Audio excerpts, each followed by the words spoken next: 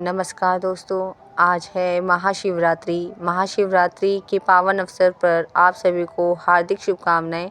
और आज मैं आपको महाशिवरात्रि के अवसर पर महाशिवरात्रि की व्रत कथा सुनाने वाली हूं, तो इसे ध्यानपूर्वक सुनिए।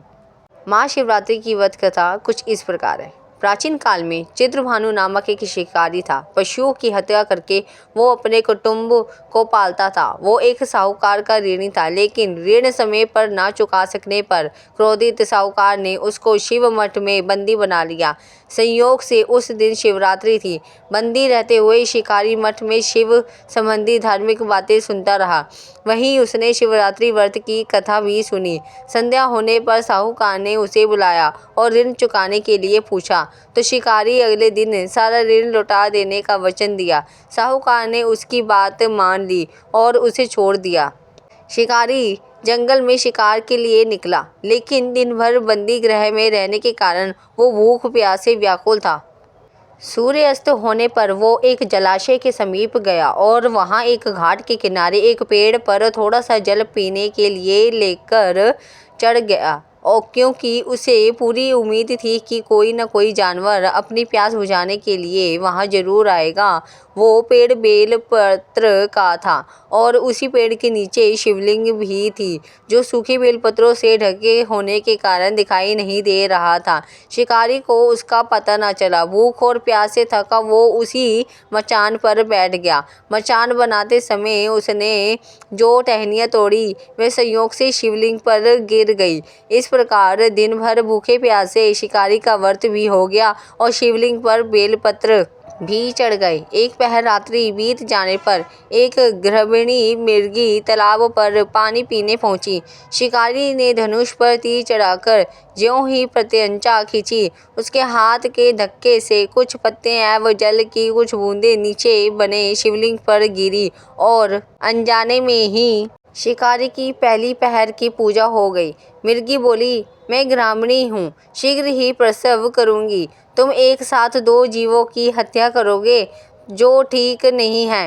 मैं बच्चे को जन्म देकर शीघ्र ही तुम्हारे समक्ष प्रस्तुत हो जाऊंगी, तब वो मार लेना।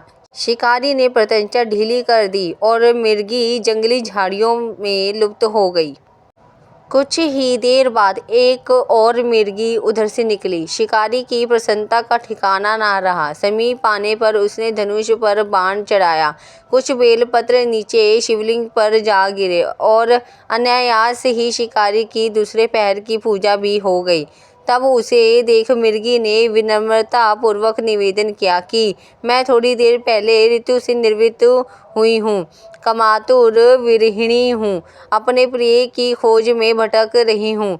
मैं अपने पति से मिलकर शीघ्र ही तुम्हारे पास आ जाऊंगी। शिकारी ने उसे भी जाने दिया।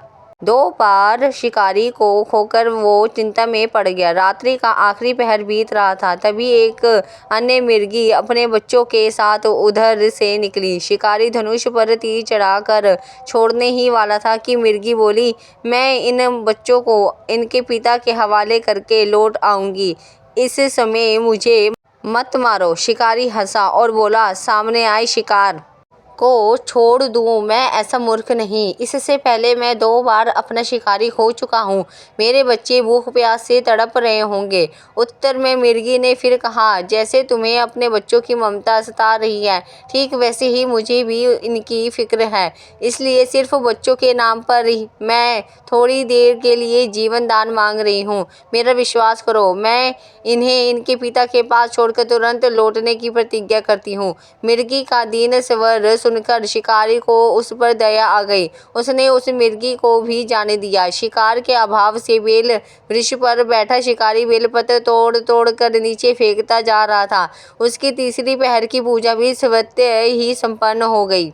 एक हष्ट-पुष्ट मिर्ग उसी रास्ते पर आया। शिकारी ने सोच लिया कि इसका शिकार वो अवश्य करेगा।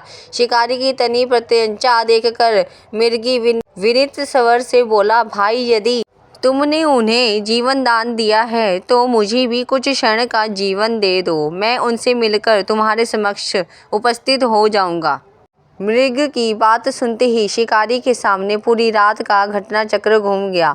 उसने सारी कथा मृग को सुनाई। तब मृग ने कहा, मेरी पत्नियां जिस प्रकार प्रतिज्ञाबद्ध होकर गई है, मेरी मृत्यु से अपने धर्म का पालन नहीं कर पाएगी। अतः जैसे तुमने उन्हें विश्वास पात्र मानकर छोड़ा है, वैसे ही मुझे छोड़ दो, मैं उनके साथ तुम्हारे समक्ष आऊँगा। शिकारी ने उसे भी जाने दिया। इस प्रकार सुबह हो गई। व्रत, उपवास, रात्रि जागरण तथा शिवलिंग पर संयोग से बेलपत्र चढ़ाने से अनजाने में ही सही शिकारी की शिवरात्रि पूजा पूर्ण हो गई। अनजाने में हुई पूजन का परिणाम उसे तत्काल मिला।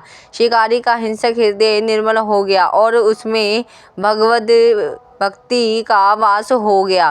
थोड़ी ही देर बाद मृग अपने परिवार के साथ शिकारी के पास उपस्थित हो गया ताकि वह उनका शिकार कर सके। किंतु जंगली पक्षियों की ऐसी सत्यता, सात्विकता एवं सामूहिक प्रेम भावना देखकर शिकारी को बड़ी ग्लानि हुई। उसने मृग परिवार को जाने दिया। अनजाने में शिवरात्रि के व्रत का पालन करने पर भी शिकारी को मोक्ष की प्राप्ति हुई। जब मृत्यु काल के समय यमदूत उसे ले जाने आए तो शिव गणों ने उन्हें वापस भेज दिया तथा वे शिकारी को शिवलोक लेकर गए। बोलो नमः पार्वती पते, हर हर महादेव।